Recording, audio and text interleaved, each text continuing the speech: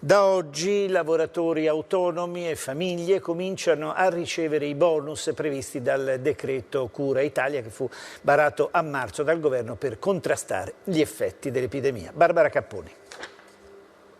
Quasi 2 milioni di lavoratori autonomi oggi troveranno sul conto corrente i 600 euro del bonus richiesto. Circa 4 milioni le domande arrivate in totale. L'obiettivo, annunciato da INPS e Ministero del Lavoro, è quello di effettuare tutti i pagamenti entro la fine della settimana.